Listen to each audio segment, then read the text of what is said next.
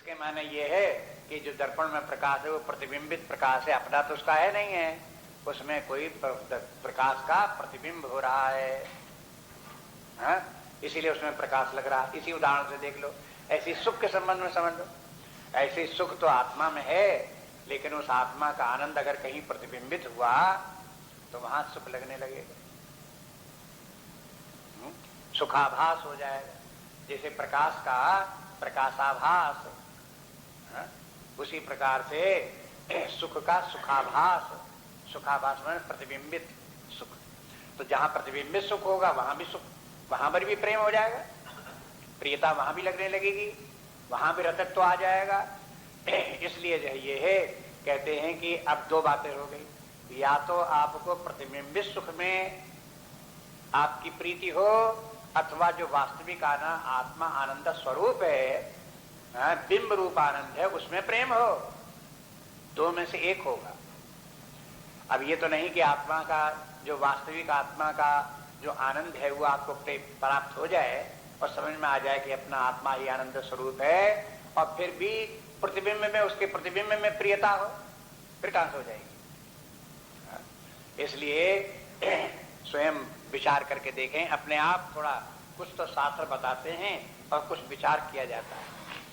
एक बात और आपको बताऊं, देखो शास्त्र जो है वो परोक्ष प्रिय शास्त्र या देवा, इस प्रकार से आता है कि ये देवता जो है ये है, यह शास्त्र जो है परोक्ष प्रिय है। परोक्ष के माने बात एक आपको कह दी, अब वो साफ साफ नहीं कही। साफ साफ क्यों नहीं कही है? इसलिए कि आप अपनी बुद्धि लगा करके वहां तक पहुंचने की कोशिश करो, है?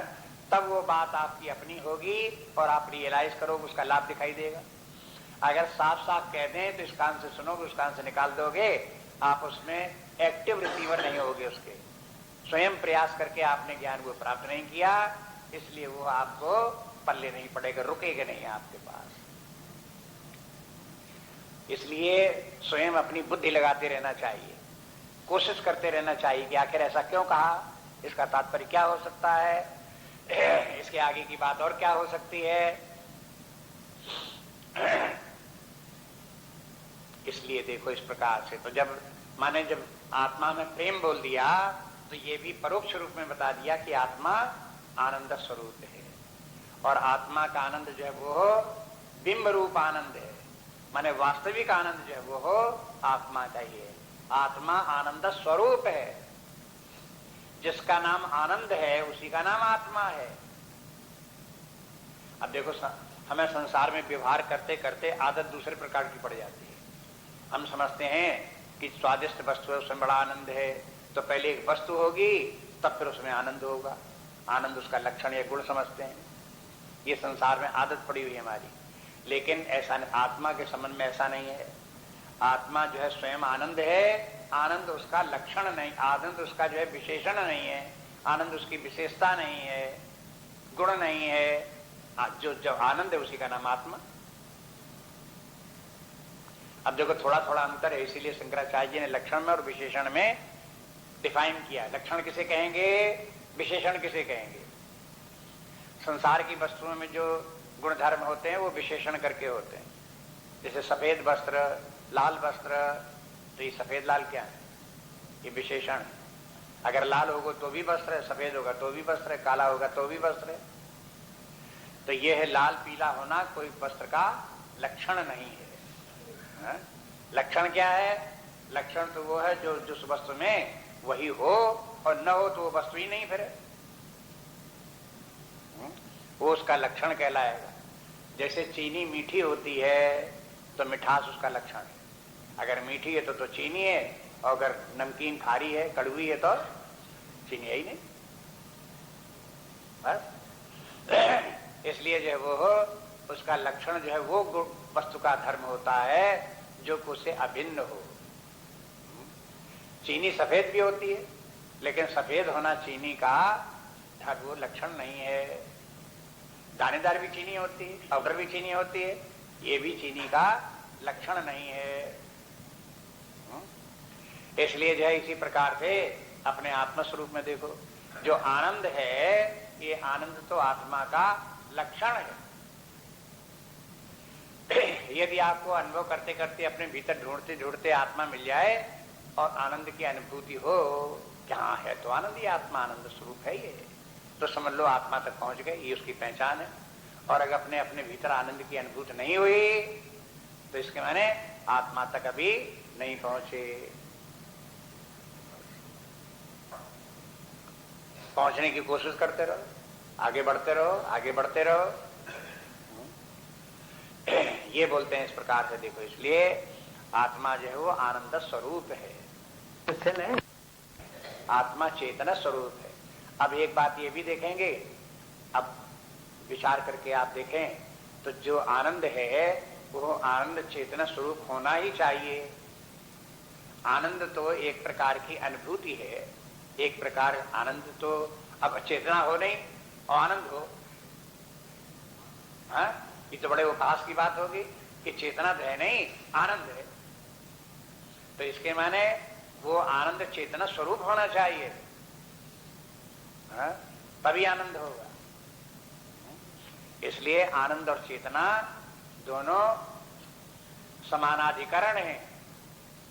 समानाधिकरण एक शब्द संस्कृत में बोला जाता है, समानाधिकरण के माने जो वस्तु चेतना है वही वस्तु आनंद है। अब आप अपने आप इसके आगे एक अर्थ लगा लीजिए, अगर किसी को आत्मा के दर्शन हो जाए और आत्मा की प्राप्ति हो गई तो इसका क्या अर्थ हुआ कि सामने से चलता हुआ आत्मा आया और सामने आ गया और हमने देख लिया आत्मा, हो गया उसका दर्शन, ये अर्थ होगा उसका। हा? आत्मा के दर्शन के माने ये हुआ कि हमें अपने आप अपने भीतर आनंद की अनुभूति हो, शुद्ध चेतना की अनुभूति हो, शुद्ध आनंद की अनुभूति हो, और ऐसे आनंद की अनुभूति हो जो कहीं अन्यत्र से ना आया हो, दूसरी वस्तु प्राप्त हुआ, अपने आप से अपने भीतर स्वतः अनुभूति हुई हो, स्वतः अपनी सत्ता में अनुभूति हुई हो, वो तब अनुभूति हुई तो कहेंगे कि आत्मा का प्राप्त हो गया, आत्मा आ गया, आत्मा के दर्शन हो गया।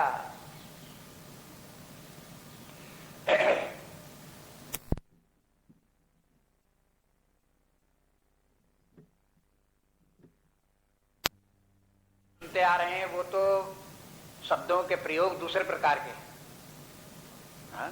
वो पौराणिक भाषा है, सांकेतिक भाषा है, या प्रारंभ में बताने का तरीका है, उस प्रकार से बोलते आते हैं। लेकिन अब समझने की आवश्यकता ये है कि आत्मा के दर्शन के माने है आत्मा स्वरूप की जैसा आत्मा है उसी प्रकार की अनुभूति। अगर आत्मा अनंत है, आकाश की तरह व्यापक और आकाश से भी ज्यादा व्यापक है, तो उसका दर्शन होगा तो क्या चमचमाता टिमटिमाता हुआ तारा जैसा होगा? जब अनंत है आकाश की तरह जरा से टिमटिमाता हुआ तारा कैसे होगा? अगर तारा ऐसा कुछ चमक रहा है तो कुछ और ही बात है। इस प्रकार की अनेक भ्रांतियां होती रहती जीवन में लोगों के, और भ्रांतियां पाले भी रहते हैं और प्रसन्न रहते हैं इसी में, देखो हमें आत्मा के दर्शन हो गया, चमचमाता हुआ एक तारा से दिखाई दिया, खुश हैं कि आत्मा के दर्शन हो गए। ये आत्मा के दर्शन है। आत्मा के दर्शन हो जाए तो ऐसे आनंद की क्या आपको प्राप्त हो गई कि आत्मरतिरेव स्यात्, आत्मा की प्राप्त हो गई, आत्मा का आनंद आपको अगर प्राप्त हो गया हो तो फिर आप क्या आप संतुष्ट हो गए, तृप्त हो गए? कहीं नहीं, अब भी दुनिया भर की कामना है, तो फिर इसका माने क्या? माने ये शास्त्र स्वयं आकर अपने विचार करो तो अपनी भ्रांतियों को करेक्ट करने के लिए स्वयं आपको बताते रहेंगे। अगर अपने आपको अपने आत्मा के आनंद की अनुभूति हुई और उसमें आत्मा में आनंद भी है, आत्मा में ही प्रेम है, वो आप रियलाइज करने लगे, तो इसके माने ये भी हुआ कि आत्म तृप्तस्य मानवः, तो वो व्यक्ति उसी में तृप्त हो जाएगा। तृप्त इस बात की सूचना है कि आत्मा से महान बड़ा कोई और आनंद नहीं है, आत्मा से भिन्न कोई और उपलब्ध होने वाली वस्तु नहीं है। अगर किसी व्यक्ति को आनंद का समुद्र मिल जाए तो सवेरे उठ करके जो आप घास के ऊपर बूंदें देखते हो, ओस की बूंदें, तो उससे आपका कितना प्रयोजन रह जाएगा? कि फिर भी प्रेम रहेगा, फिर भी ओस चाटते फिरोगे? जहां आत्मा का, जहां आनंद का समुद्र मिल गया हो। इसलिए कहते हैं कि व्यक्ति जो है वो जहां आत्मा का आनंद प्राप्त हो गया तो उसके बाद फिर वो उसी में तृप्त हो जाता है। तृप्त के माने उसके बाद फिर कोई उसकी कामना नहीं रहती और उसके लिए प्राप्त करने के लिए कोई वस्तु नहीं रहती। व्यक्ति अतृप्त कब तक रहता है? जब तक वो आनंद व्यक्ति को प्राप्त नहीं होता जो उसे लगता है कि अभी और बाकी है, कुछ अभी और कुछ बाकी है, अभी और आनंद मिल सकता है, और आनंद मिल सकता है। इस प्रकार की जब तक आशाएं रहती हैं तब तक वो तृप्त नहीं होता। और संसार के विषयों के लक्षण ऐसे हैं कि आपको भले ही उनमें सुख लगता हो लेकिन कभी भी उनसे व्यक्ति को तृप्ति हो नहीं सकती। चाहे वो प्राप्ति भी हो जाए तो भी तृप्त नहीं हो। उनका लक्षण ही इस प्रकार। तृप्ति तो एकमात्र आत्मा के आनंद में ही है, अन्यत्र कहीं तृप्ति की संभावना नहीं। अब ये कंपेयर करके देखो, क्या हमें अन्यत्र कहीं तृप्ति हुई है? अगर तृप्त नहीं हुई तो अब देखो कि आत्मा का आनंद जो है इसकी तृप्ति का ऐसा भी आनंद है जो समुद्र के समान है और फिर उसको प्राप्त करके व्यक्ति तृप्त हो जाता है। तृप्त हो गया माने कंटेंटेड, बस अब इसके आगे उसे कुछ नहीं चाहिए। तो इसके माने ये भी है कि उसको फिर कोई कामना नहीं रहती। अब इसको आप मिला करके देखो, दूसरे अध्याय का जो श्लोक था, प्रजहाति यदा कामान सर्वान पार्थ मनोगतान आत्मन्येव आत्मनः तुष्टः तस्य स्थित प्रज्ञस्तदोच्यते। उस श्लोक से इस श्लोक का मिलाओ। प्रजहाति यदा कामान सर्वान पार्थ मनोगतान, व्यक्ति की जब सारी कामनाएं समाप्त हो गई, कोई कामना नहीं रह गई, कुछ भी प्राप्त करना शेष नहीं रह गया, ये लक्षण बताया। तब इसके माने क्या हुआ? आत्मरतिरेव स्यात्, फिर वो अपने आत्मा में ही संतुष्ट हो गया, आत्मा में ही उसे प्रेम प्राप्त, उसी आनंद प्राप्त हो गया। तो यहाँ बोले कि आत्मन्यव च संतुष्टा, और वहां क्या बोले? आत्मन्यव आत्मनः तृप्तः, आत्मन्यव आत्मनः तुष्टः। वही बात, आत्मा से आत्मा में ही संतुष्ट, या आत्मनि एव आत्मा में ही संतुष्ट। इसके माने ये है कि आत्मा का आनंद आत्मा से ही प्राप्त होता है, उसी में संतुष्ट रहे और आत्मा में ही संतुष्ट रहे, अन्यत्र कोई कामना न हो। तो अब ये बोले कि तृप्ता के माने जो पहले कामनाएं थी वो पूरी हो गई इसलिए तृप्त हो गया, और संतुष्टा के माने अब वो दूसरी कामनाएं नहीं करता है, अब कुछ भी और प्राप्त करने के लिए उसके लिए नहीं रह गया है, कामनाओं से छुटकारा हो गया है। तो कभी कभी ऐसा लगता है तृप्त और संतुष्ट ये तो दोनों एक ही बातें हैं। तो ऐसा मान लो कि साधना करते करते आत्मा तक पहुंच गए, जब आत्मा भाव पहुंच गए, आत्मा के आनंद की प्राप्ति हो गई, तो आत्मा की प्राप्ति होने पर व्यक्ति संतुष्ट हुआ। पहले आत्मा की प्राप्ति करके तृप्त हो गया, तृप्त हो गया माने वो खूब आत्मा का आनंद खूब प्राप्त हो गया। अब फिर उसके बाद में ये हुआ कि भाई आत्मा का आनंद तो प्राप्त हो गया, अब क्या प्राप्त करना रह गया? तो कहते अब कुछ नहीं रह गया। तो अब ये हो गया संतुष्टा, माने अब कामनाएं भी नहीं उसकी कोई रह गई। पहले व्यक्ति जो है प्राप्त करके उसमें तृप्त होगा, और तृप्त होने के बाद कामनाओं से जब उसने देखा कि अब कामनाएं कोई नहीं रह गई तो उसी में आप संतुष्ट हो गया, कामनाओं से रहित हो गया। अब ये संतुष्ट शब्द का संबंध आप जोड़ो आगे से, तस्य कार्यम न विद्यते। व्यक्ति को कार्य कब तक रहता है? अभी ये करना है, अभी वो करना, अभी वो करना। जब वो वस्तु नहीं प्राप्त करनी तो फिर काम किस लिए करना? तो काम भी कोई नहीं रह गया। बिना कामना के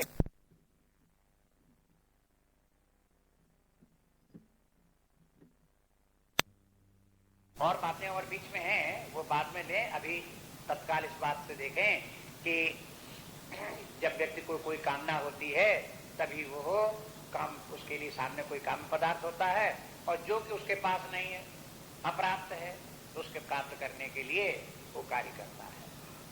अब यहाँ जब ये बात आती है इस प्रकार की, तब विचार करते हैं कि देखो कार्य क्यों किए जाते हैं, तो उसमें नंबर बात ये कि कोई वस्तु बहुत दूर है तो उसे अपने पास लाने के लिए कार्य किया जाता है, कोई वस्तु किसी दूसरे व्यक्ति के पास है उस व्यक्ति से अपने अधिकार में लिया जाता है तो उसके लिए काम किया जाता है। कोई वस्तु ऐसी है जो है हमारे पास पहले से, लेकिन उसको परिमार्जित करना है, डेवलप करना है, बढ़ाना है, तो वे काम है, तो वो भी इस प्रकार से कार्य हो जाएगा।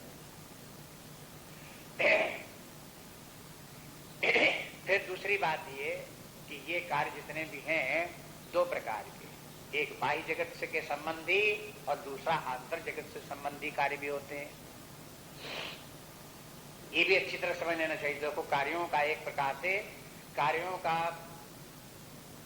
का जो विभाजन है वो कई प्रकार से किया जाता है। एक प्रकार से कार्यों का विभाजन ये है कि कार्य के प्रयोजन के हिसाब से कार्य का विभाजन।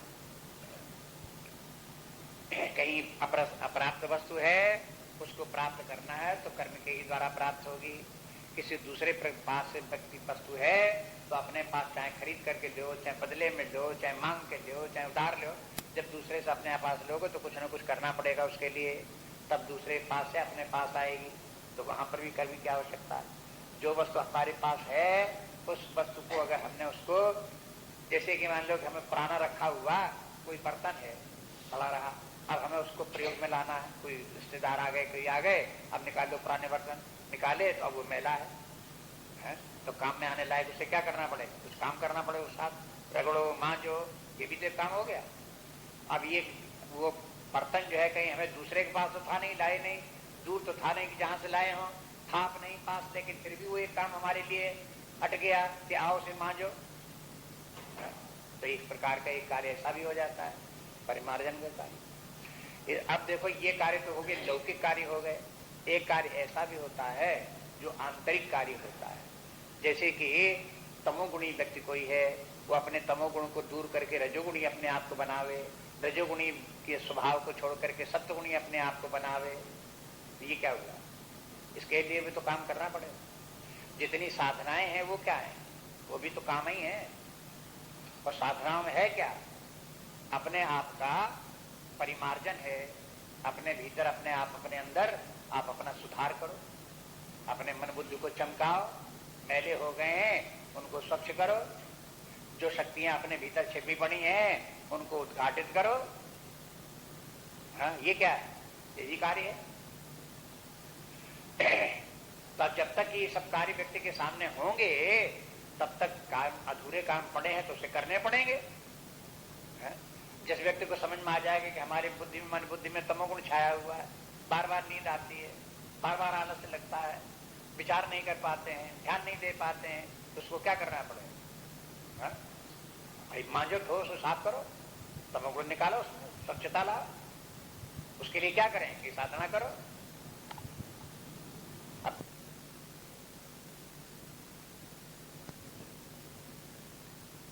तो इनके द्वारा उसका परिमार्जन करो, तब उसको ठीक हो जाए। इस प्रकार से देखते हैं कि तमोगुण को दूर करने के लिए भी साधनाएं होंगी तो वो भी कार्य होंगे। लेकिन अब ये सब बातें आपको बता दी, इनको सबको तो ध्यान रखें। लेकिन अब बात बताओ कि जिसका कि चित्त भी स्वच्छ हो गया हो, सप्तगुणी भी हो गया हो, है? और सप्तगुणी होने के बाद में अब क्या हुआ? अभी काम बाकी पड़ा है। क्या काम बाकी पड़ा है? कि अभी आत्मा का ज्ञान, परमात्मा का ज्ञान नहीं हुआ। तो आप क्या करें भाई?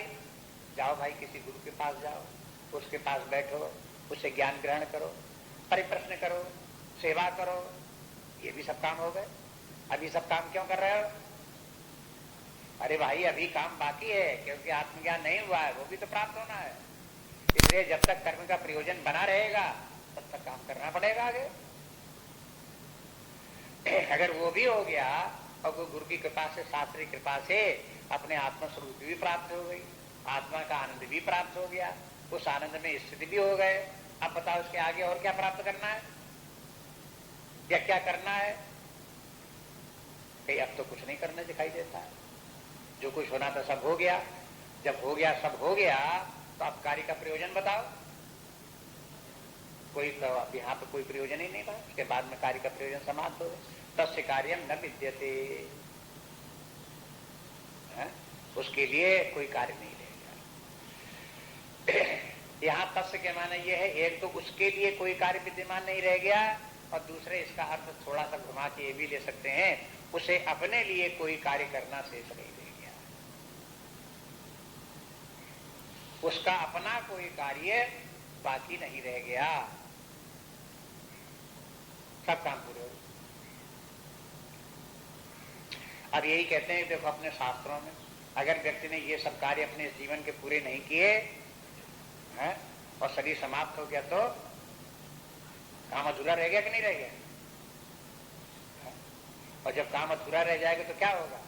दूसरा शरीर धारण करना पड़ेगा कि नहीं करना पड़ेगा?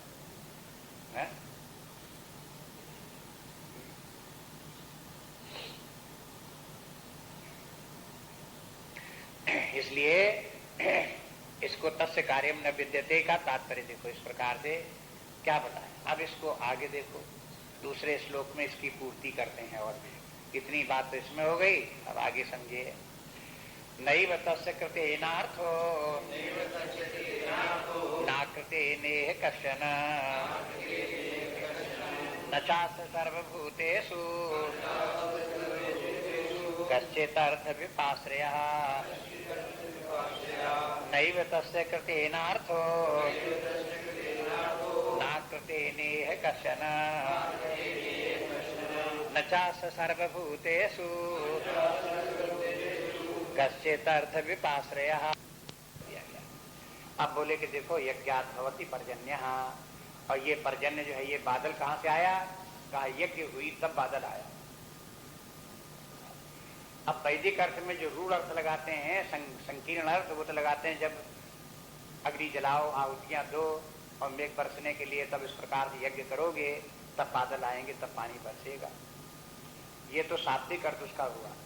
लेकिन सारी सृष्टि को आप देखो तो सारी सृष्टि में यज्ञ हो रहा है, तो जब यज्ञ कार्य सृष्टि में चल रहा है तो उसी के कारण से बादल भी बन रहे हैं, बादल भी आ रहे हैं। सूर्य आकाश में तप रहा है, तभी उस ताप हो रहा है, वायु गर्म हो रही है, पानी गर्म हो रहा है, मेघ बन रहे हैं। सूर्य के तपने मात्र से ही मेघ नहीं बन जाते, जल भी होना चाहिए, वो भी अपना कार्य कर रहा है। जल भी हो, मेघ सूर्य भी हो तो भी मेघ नहीं बन जाएंगे, उसके साथ साथ वायु भी चाहिए। बिना वायु के मेघ कैसे आकाश में उड़ेंगे? उनके लिए सपोर्ट करने के लिए वायु की भी आवश्यकता है। फिर वायु भी गर्म होनी चाहिए, वायु चलनी भी चाहिए। जब वायु चलेगी तो मेघ भी वायु के साथ चलेंगे। आप देखो कि सारी सृष्टि में तालमेल कैसे है। सूर्य अपना कार्य कर रहा है, पानी अपना कार्य कर रहा है, वायु अपनी कार्य कर रही है, ये सब के सब अपना अपना कार्य कर रहे हैं, तब ये सब का सब जो है ये मेघ आते हैं और पानी बरसता है। और फिर वो मेघ जहाँ बरसते हैं तो भूमि भी अपना कार्य करती है, तब भूमि में फिर अन्न आदि का उत्पादन होता है, उसका भी अपना, भूमि का भी अपना काम है। ये सब पंचमहाभूत आप देखोगे ये सब अपना अपना कार्य अपने अपने स्थान पर कर रहे हैं। वायु अपना कार्य कर रही है, अग्नि रूपी सूर्य अपना कार्य कर रहा है, जल अपना कार्य कर रहा है, पृथ्वी अपनी कार्य कर रही है, ये सब अपना कार्य कर रहे हैं, तब इस अन्न का उत्पादन हो रहा है। जब ये सब के सब इस प्रकार से कार्य कर रहे हैं तो यज्ञ कर्म चल रहा है, तब मेघ भी है, पानी भी बरसता है, अन्न भी उत्पन्न होता है, प्राणियों का जीवन भी चल रहा है। तो अब ऐसी दृष्टि रखो, सारी सृष्टि को, सारे संसार जगत को ऐसे होल करके देखो, यहाँ क्या क्या चल रहा है, क्या क्या हो रहा है। और क्या हम इस सृष्टि से कहीं बाहर हैं? जब हम इस सृष्टि का अन्न खा रहे हैं, इसका उत्पादन जो हम प्राप्त कर रहे हैं, तो हमारा कार्य क्या हुआ? हम चोर न कहलावें, इसके माने क्या होना चाहिए कि इसी यज्ञ कार्य में हमारा भी सहयोग होना चाहिए, हम भी उसमें कार्य करें, अपना अपना पाठ अपना अदा करें, पूर्ति करते रहें। एक तो धर्म हुआ, नहीं तो चोर कहलाएंगे। इसलिए यह यज्ञात् भवति पर्जन्यः, और यज्ञ कर्म समुद्भवः। और कहते हैं यज्ञ कैसे होता है? कर्म से होता है। बिना कर्म के यज्ञ कहाँ?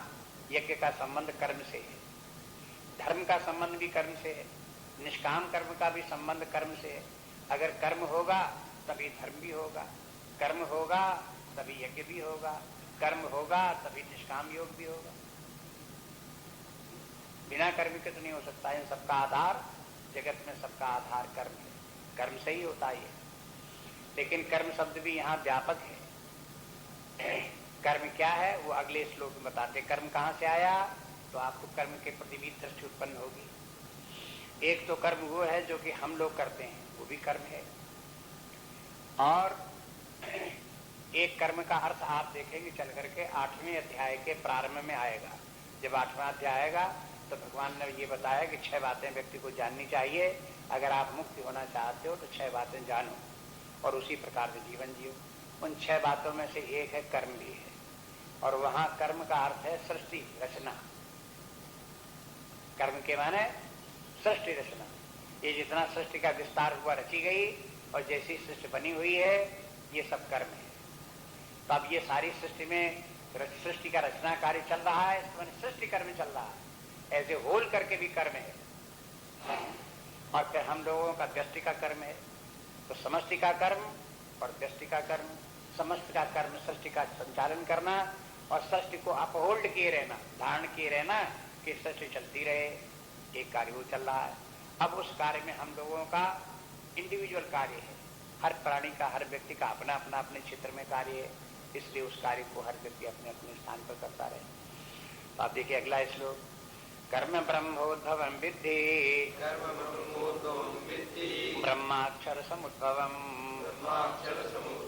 तस्मात् सर्वगतं ब्रह्म नित्यं यज्ञे प्रतिष्ठितम्। कर्म ब्रह्मोद्भवं विद्धि ब्रह्माक्षर समुद्भवम् तस्मात् सर्वगतं ब्रह्म नित्यं यज्ञे प्रतिष्ठितम्। कर्म ब्रह्मोद्भवं विद्धि, कर्म की उत्पत्ति ब्रह्मा से हुई ऐसा समझो। और ब्रह्मा अक्षर समुद्भवम, और ब्रह्मा जी की उत्पत्ति अक्षर से हुई, अविनाशी परमात्मा से। तस्मात् सर्वगतम ब्रह्म, इसलिए ब्रह्म सब में अनस्थित हो गया, ब्रह्म सब में विद्यमान है। नित्यम यज्ञ प्रतिष्ठितम, इसके माने यज्ञ में भी वो ब्रह्म विद्यमान है, उसमें प्रतिष्ठा, यज्ञ में प्रतिष्ठा ब्रह्म की है। ये नियम हुआ इस प्रकार। अब फिर देखिए इसको, इसमें इस श्लोक में ब्रह्म शब्द 2 प्रकार से, 2 अर्थों में। एक ब्रह्म के माने परब्रह्म परमात्मा, अल्टीमेट रियलिटी, और दूसरा ब्रह्म के माने ब्रह्मा। जब ये कहेंगे ब्रह्म की भी उत्पत्ति हुई, जो परात्पर तत्व से है उससे ब्रह्म की उत्पत्ति हुई, तो यहाँ ब्रह्म का अर्थ बने क्या हो गया? ब्रह्म के माने ब्रह्मा, ब्रह्मा की उत्पत्ति हुई, तो उनको यहाँ पर ब्रह्म का शब्द अब इसी प्रकार से प्रसंगानुकूल अर्थ लगाना पड़ता है। जहाँ ब्रह्म की उत्पत्ति बताई जाएगी वहां ब्रह्म हो जाएंगे ब्रह्मा, और जहाँ अल्टीमेट रियलिटी बताई जाएगी वो ब्रह्म परमात्मा तो ब्रह्म हो जाएगा। बस इसी प्रकार से यहाँ इस श्लोक में दोनों को देख लो। अंतिम तत्व तो है ब्रह्म है, जो कि अक्षर है, अविनाशी है, उसी से ब्रह्मा की उत्पत्ति हुई। और ब्रह्मा जी ने फिर वेदों की रचना की, जिसमें कि ये विधान बताया कि जीवन क्या है, कैसे जीना चाहिए, परमात्मा क्या है, जगत क्या है, जीव क्या है, जीवों का धर्म क्या है, कर्तव्य क्या है, जीवों को जीने का विधान क्या है।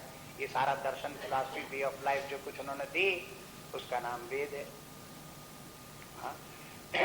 तो पहले तो हुआ ब्रह्म, इसमें देखो सर्वगतम ब्रह्म, ब्रह्म तो सर्वगत है, और वो कैसे अक्षर, वो अक्षर भी है, और उसी से ब्रह्माक्षर समुद्भवम, उसी से ब्रह्मा जी की उत्पत्ति हुई। आपको बता चुके हैं, फिर याद रखें, ब्रह्मा जी के माने कॉस्मिक इंटेलिजेंस, टोटल माइंड, वो ब्रह्मा जी की उत्पत्ति उसी से हुई। अब ब्रह्मा जी की से जब उत्पत्ति हुई तो उससे क्या हुआ? कर्म ब्रह्मोद्भवम विद्धि, उन्हीं ब्रह्मा जी से कर्म की उत्पत्ति हुई। अब ये कर्म कौन सा है? कर्म ये हुआ वेद कर्म, शास्त्र सम्मत कर्म। ब्रह्मा जी ने वेद रचे, वेदों में बता दिया कि ये कार्य करना चाहिए, किस किस व्यक्ति को कौन कौन से कार्य करना चाहिए, क्या नहीं करना चाहिए, तो वही कर्म की उत्पत्ति उससे हो गई। और उसी कर्म जब उस प्रकार से वो व्यक्ति अपने कार्य को करता रहता है, तो फिर वो उसके व्यक्ति के यज्ञ कर्म हो गया। जब यज्ञ कर्म हो गया तो सब लोग अपने अपने यज्ञ कर्म में लगे हुए हैं, तो उससे सारी सृष्टि चलती जाती है, उसी से उत्पादन होता जाता है, उसी उत्पादन से अन्न प्राप्त होता जाता है, अन्न प्राप्त से सब प्राणियों का जीवन चलता जाता है। इस प्रकार से जीवन चक्र जो चल रहा है, ऐसे होल करके देखो किस प्रकार से चल रहा है। इसमें एक बात और भी ध्यान दे सकते हैं, समझ सकते हैं कि जो अपनी वेदांत की फिलॉसफी है वो भी इसमें बता देते हैं। उस दृष्टि से आप देखो तो परब्रह्म परमात्मा अंतिम तत्व है। परमात्मा ही अपनी माया शक्ति के द्वारा प्रकट हुआ तो सबसे पहले उसने समस्त बुद्धि का नाम रूप धारण किया।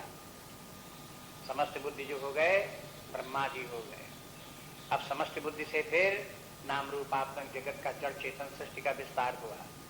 जल सृष्टि का आकाश की उत्पत्ति हुई, वायु की हुई, अग्नि की हुई, जल की हुई, पृथ्वी की हुई। ये अपंचीकृत रूप में भी सूक्ष्म रूप में पहले इनकी उत्पत्ति हुई, फिर पंचीकरण होकर के फिर इनकी उत्पत्ति हुई। ये सब कर्म है ब्रह्मा जी का। उन्होंने सारी रचना इस प्रकार से की। फिर अपंचीकृत पंच महाभूतों से मन बुद्धि की उत्पत्ति हो गई, ज्ञानेंद्रियों की उत्पत्ति हो गई, प्राण की उत्पत्ति हो गई, कर्मेंद्रियों की उत्पत्ति हो गई। ये तो वहां से उत्पत्ति हो गई। उसके बाद पंचीकरण हुआ, स्थूल सृष्टि हो गई, पंचमहाभूत बन गए। इन पंचमहाभूतों से फिर समस्त प्राणियों के स्थूल शरीर बन गए। इस प्रकार से स्थूल सूक्ष्म सारी सृष्टि का विस्तार ब्रह्मा जी से हो गया। और जब सारा जगत का विस्तार हुआ तो ये ब्रह्मा जी का कर्म हुआ और ब्रह्मा जी ने फिर सबका विधान बता दिया, सृष्टि के नियम बना दिए। जो सृष्टि के नियम बना दिए वो सब कर्म हो गया। अब वही फिर कर्म आ गया, हर व्यक्ति का अपना अपना कर्म उसी में से आ गया। इंडिविजुअल कर्म फिर व्यक्ति का बन गया, हम सब लोगों के कर्म। एक बात तो ये थी, ये सबका सब व्यवस्था इस प्रकार से वेदांत व्यवस्था बन गई। सिद्धांत मूल सिद्धांत इसी प्रकार से चलेगा, उसी के आधार पर सारा चिंतन उसी के वेदांत के अनुसार चलता रहता है। अब एक बात और देखें, कर्म शब्द के संबंध में कर्म शब्द बार बार आता रहता है, आगे भी आता रहेगा। चौथे अध्याय में आगे चल करके भगवान स्पष्ट कर देंगे कि कर्म को तीन प्रकार से समझो। एक कर्म है, एक विकर्म है, एक अकर्म है। ये तीन बातें आएंगी। तो कर्म के माने है जब तक व्यक्ति के अपने स्वधर्म का पालन करता है, सामान्य धर्म का पालन करता है, तो इसको संक्षेप में बोलते हैं कर्म। अगर ऐसा न करके व्यक्ति अधर्म में चला जाता है, अन्याय में, भ्रष्टाचार दुराचार में प्रवृत्त हो जाता है, तो वो कर्म तो वो भी मालूम पड़ता है, लेकिन उसका कर्म का नाम बदल देते हैं, उसके साथ भी लगा देते हैं। विपरीत कर्म माने विकर्म, तो ये हो गया विकर्म। तो जब विपरीत कर्म बोलना होगा, अधर्म बोलना होगा, तो धर्म के पहले कोई एडजेक्टिव लगाएंगे। अनुचित कार्य, अन्याय कार्य, विपरीत कर्म, ऐसा कुछ लगाना पड़ेगा, तब ये इसका पता चलेगा। अगर ये इस प्रकार से एडजेक्टिव नहीं लगाते, केवल कर्म शब्द बोलते हैं, तो उसके माने स्वधर्म सामान्य धर्म होगा, और वो भी सकाम होगा। सकाम के माने उससे भौतिक सुख प्राप्त होगा, कीर्ति प्राप्त होगी, स्वर्ग प्राप्त होगा। इसके लिए कर्म शब्द का प्रयोग करते हैं सामान्य रूप से। लेकिन जब इनकी कामना को छोड़ करके व्यक्ति कर्म करेगा इनको, तब वो देखने देखने में तो कर्म लगेंगे, लेकिन भीतर उनमें बंधनकारी जो सामर्थ्य कर्म की है वो चूंकि कट गई, साफ हो गई, इसलिए अब उसे कर्म नहीं कहेंगे, अब उसे अकर्म कहेंगे। अकर्म के माने निठल्ले बैठना नहीं है। अकर्म के माने कर्म तो करना, लेकिन कर्म में बंधनकारी जो उसका सर्प के दांत की तरह से, विषैले दांत की तरह से बंधनकारी उसमें विष था, वो टूट गया, खत्म हो गया। इसलिए वो दिखते हुए भी कर्म अकर्म है। ये सब नाम अलग गया। इसलिए कहा कि देखो कर्म की उत्पत्ति कहाँ से हुई, तो जब ये कहा जाए कर्म की उत्पत्ति वेद से हुई, तो वेद से कर्म की उत्पत्ति के माने हम लोगों का जो कर्तव्य कर्म है, स्वधर्म है, सामान्य धर्म है, वो हमको ब्रह्मा जी के वेदों से ज्ञात हुआ। ब्रह्मा जी के वेदों से क्यों ज्ञात हुआ? क्योंकि ब्रह्मा समष्टि बुद्धि है, और समस्त बुद्धि में सारी सृष्टि विद्यमान उसी में है, इसलिए उसका ज्ञान ठीक ज्ञान है। और उसके जो निर्णय है ऐसे होल को देख करके निर्णय होने के कारण से उसके सही निर्णय है। हम लोग जब व्यष्टि बुद्धि में आ गए तो हमारी बुद्धि हो गई संकीर्ण, और संकीर्ण बुद्धि में हम ठीक ठीक ज्ञान नहीं रखते। इसलिए हम अपने मन से अगर कर्म करने लगेंगे तो हमारे कर्म ठीक नहीं होंगे, प्रायः हमारे कर्म विकर्म हो जाएंगे, विपरीत कर्म हो जाएंगे। इसलिए अपने कर्मों को कर्म बनाए रखें और सही रास्ते से कार्य करते रहें। इसके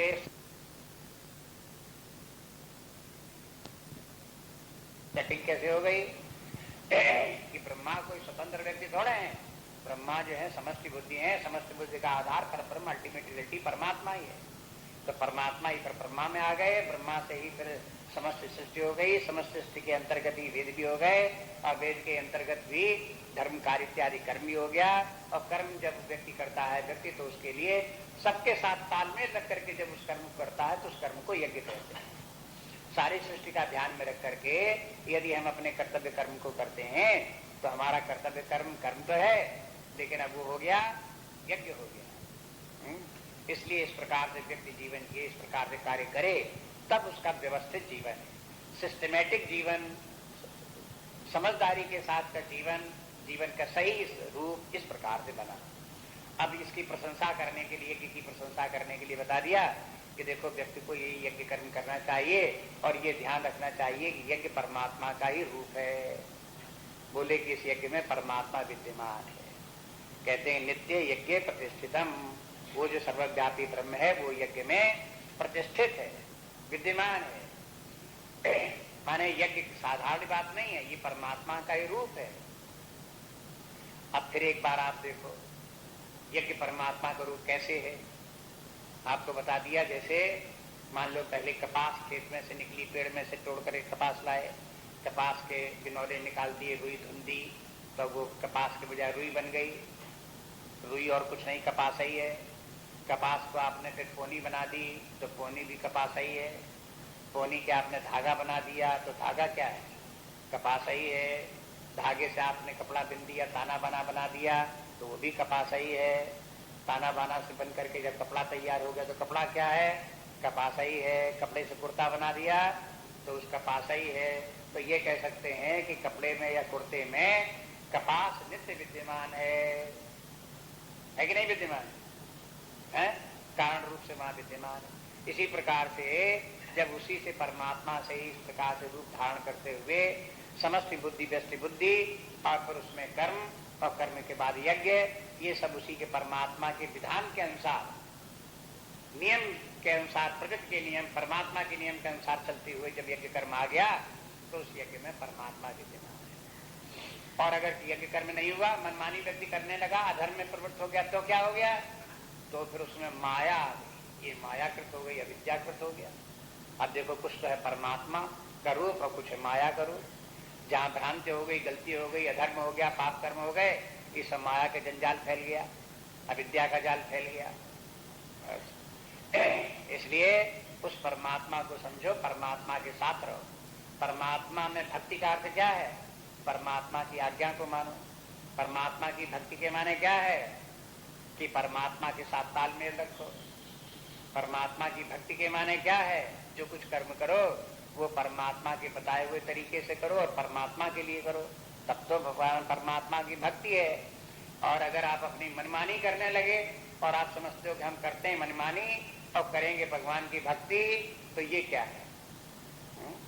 तो फिर ये तो फिर वही तुलसीदास जी बात आ गई कि बस वंचक भगत कहाय राम के, भगवान की छोटी मोटी भक्ति हो गई, बनावटी बातें हो गई है। इसलिए सही रूप जो है भक्ति का,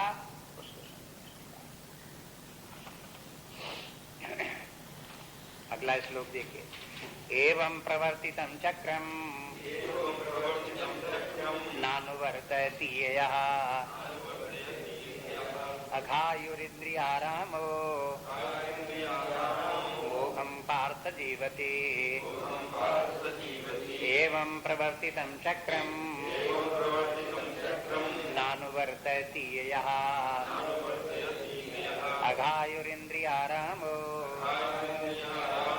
मोघं पार्थ जीवति। पिछले दो श्लोकों की जो व्याख्या थी इस श्लोक में आकर के ज्यादा स्पष्ट हो जाती है कि मानो वैसा ही अर्थ क्यों लिया आपने। ये क्यों नहीं कहा कि यज्ञ माने यज्ञ करो, आहुतियां करो, बस इसी से पानी बरस जाएगा और इसी से सब चल जाएगा। इसका व्यापक अर्थ कितना लगा दिया, सारी सृष्टि को यज्ञ क्यों बना दिया। अब इस श्लोक में कहते देखो एवं प्रवर्तितम चक्रम, ये तो उस परमात्मा के द्वारा सारी सृष्टि का चक्र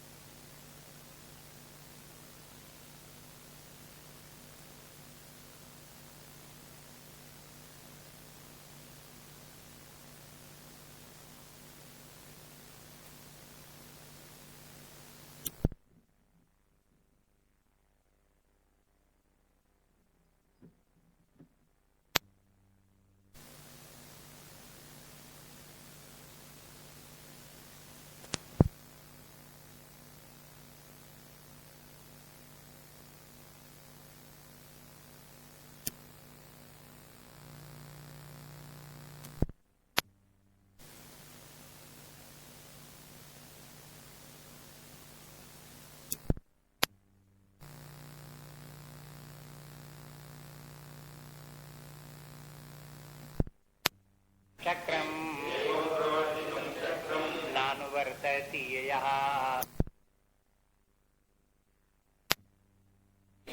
अघायुरिन्द्रियारामो मोघम पार्थ जीवते।